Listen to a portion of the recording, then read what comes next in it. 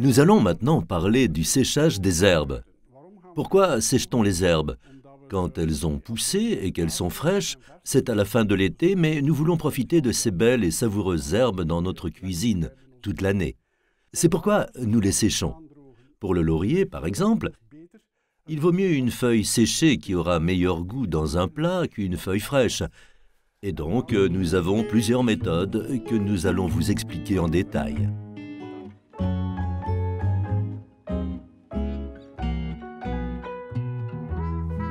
Voilà, la première méthode consiste à ficeler l'herbe avec une cordelette tout autour et de la laisser sécher dans un endroit sec. Enfin aéré, car bien sûr, dans un endroit humide, votre herbe va moisir et ce n'est pas le but.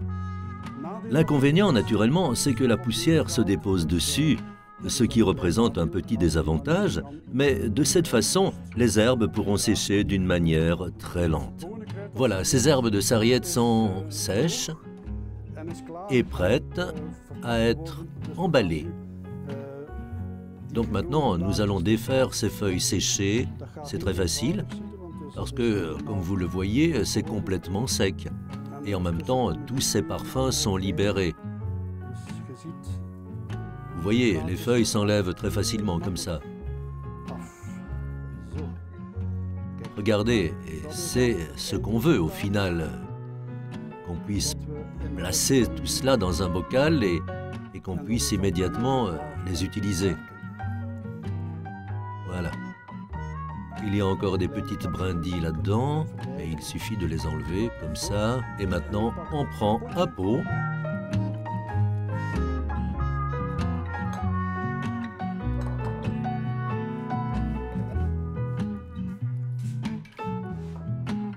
Et alors, on y met nos herbes séchées.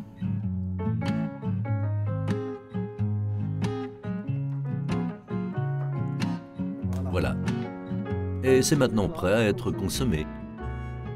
D'ailleurs, si vous regardez les herbes vendues dans le commerce, comme ici, le thym, c'est fait de la même façon, donc je n'ai rien inventé.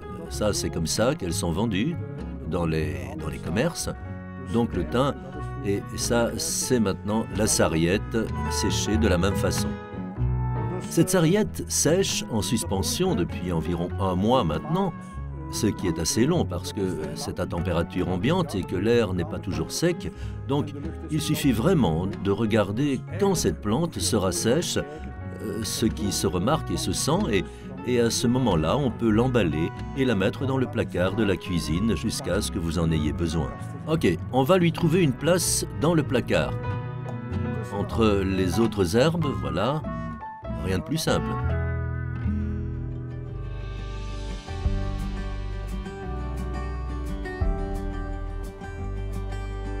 Alors, regardez, voici notre romarin. Nous allons en couper quelques brindilles. Voilà. Voilà, on peut en récupérer autant qu'on veut. Il s'agit d'une petite quantité, mais nous allons la mettre au four pendant un certain temps à 40 degrés pendant environ 6 heures, ce qui va les sécher de sorte que nous pouvons défaire les feuilles et les conserver dans un bocal jusqu'à ce que nous en ayons besoin pour notre plat.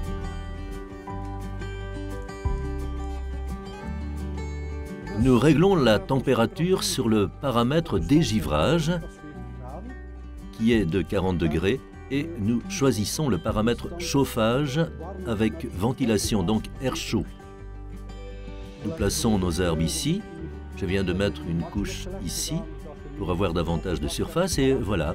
Donc les herbes sont maintenant dans le four, 40 degrés, sur une chaleur de fond avec ventilation. Et on ferme notre four et on laisse faire. Nous pouvons régler notre minuterie ou garder un œil sur notre montre. En 6 heures, cette plante sera sèche. Pas desséchée, mais juste sèche et prête à filer dans un pot.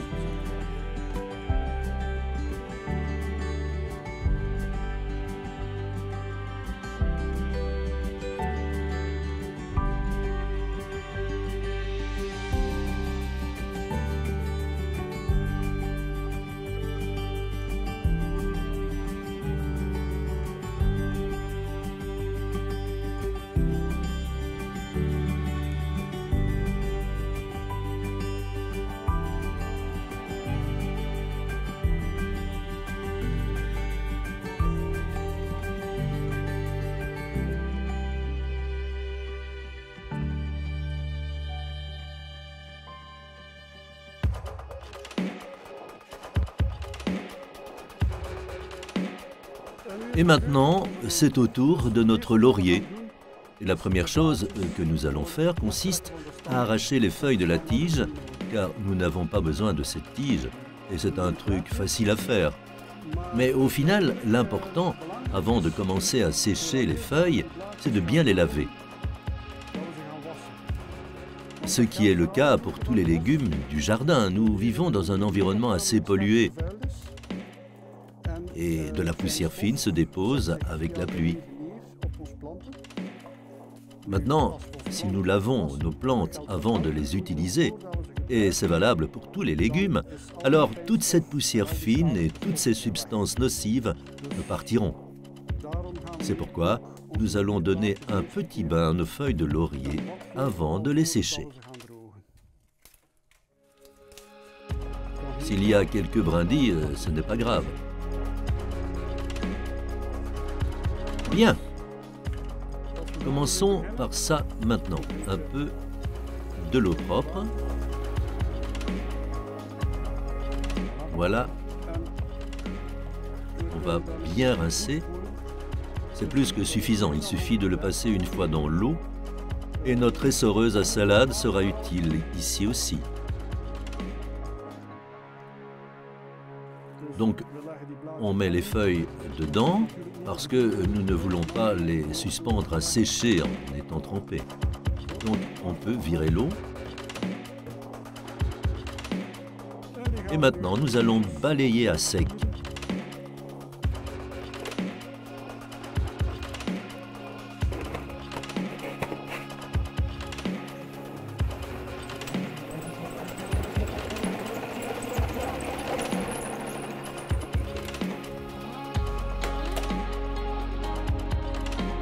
Voilà, le reste de l'eau, vous voyez, c'est une quantité considérable qui sort.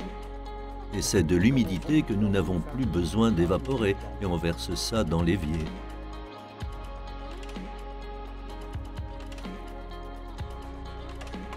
Et ceci, nous allons les mettre sur une grille. On divise les feuilles et bien sûr on enlève les mauvaises.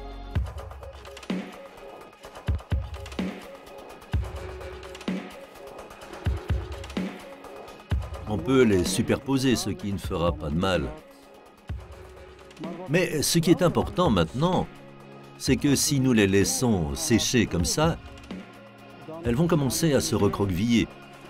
Et ce sera plus difficile de les ranger. Donc, pour les empêcher de se recroqueviller, j'ai réalisé une planche avec des trous dedans, et nous la mettons par-dessus, afin que les feuilles soient bien pressées à plat contre la grille. Et l'air peut passer parce qu'il y a assez de trous de ventilation ici. Et donc on met ça sur notre tour de séchage. Nous pouvons aller encore plus loin. Nous pouvons mettre différentes herbes. J'ai ici, c'est un exemple de tomates séchées, des tomates cocktail qui sont séchées. Vous pouvez réaliser une telle tour avec différentes sortes d'herbes selon vos besoins. Il existe également de petits tapis en caoutchouc. Des tapis sont principalement utilisés pour déposer des fruits très humides, comme ces tomates. Si elles viennent d'être coupées au milieu, elles sont assez humides. Et en utilisant ce tapis en silicone, vous pouvez conserver un peu cette humidité. Ainsi, dans une tour comme celle-ci, vous pouvez sécher une série d'herbes en même temps, car n'oubliez pas que ça consomme pas mal d'électricité. Donc cette température est ajustable de 20 à 70 degrés. La température moyenne pour le séchage des herbes sera de 40 degrés. L'heure est réglable de 0 à 12 heures. En moyenne, 8 heures sont suffisantes pour commencer. Après 8 heures, nous pouvons vérifier l'état de l'herbe. Et si elle est suffisamment sèche, elle est prête. Mais si l'herbe est encore trop humide, vous risquez de voir apparaître plus tard des moisissures et elles seront gaspillées. Laissez-les donc sécher suffisamment, mais ne les laissez pas brûler complètement ou trop s'assécher, car elles perdraient alors leur saveur, leur arôme. Juste un peu sèches, de manière à ce que nous puissions les conserver ensuite. On les met un peu sur le côté. La seule chose à faire ensuite, c'est de mettre le couvercle. Donc, dans ce couvercle, il y a un espace pour laisser l'air s'échapper. Donc, il aspire l'air du bas, le chauffe sous forme de résistance et souffle à travers l'herbe. Donc, nous le réglons sur 8 heures. Et voilà, vous sentez déjà immédiatement l'air chaud ressortir.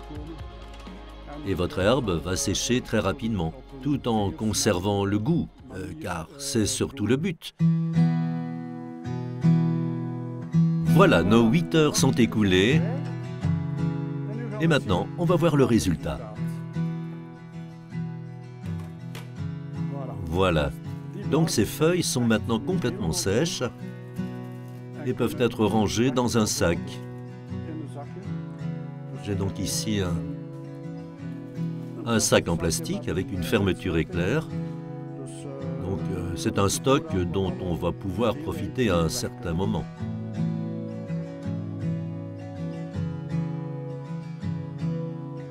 Regardez, c'est l'une des rares herbes meilleures séchées que fraîches. D'habitude, c'est l'inverse, mais voilà. Et comme le laurier est en fait très utilisé en cuisine, il suffit de penser à un bouquet garni avec du persil, avec du romarin, le thym, la combinaison classique. Voilà. Et maintenant, nous pouvons fermer le sac hermétiquement. Et direction l'armoire.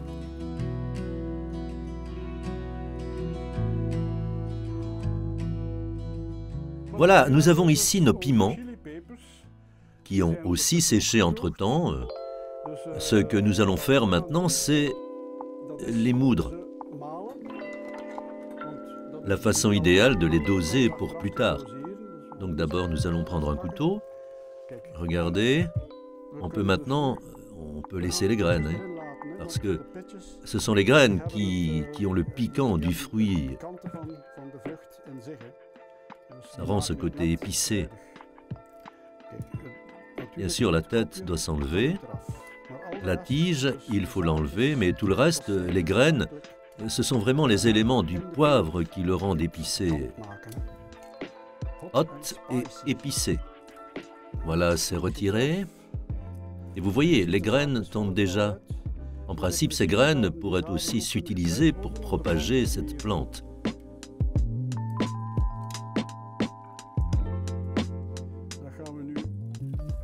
Je vais mettre ça dans le mixeur.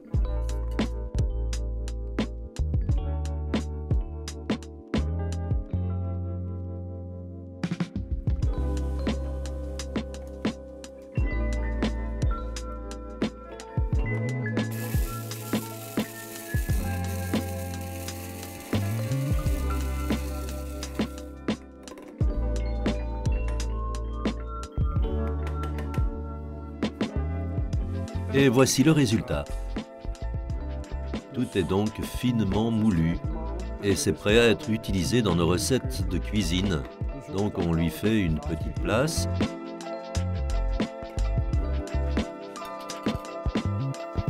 Il est également conseillé de se laver soigneusement les mains après avoir travaillé avec des herbes aussi épicées.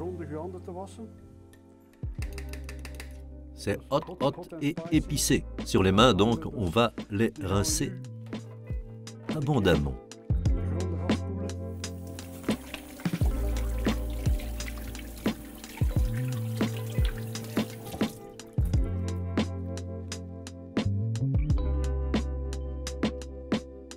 Regardez, maintenant, nous avons encore économisé quelques euros avec de bonnes herbes saines que nous avons cultivées nous-mêmes.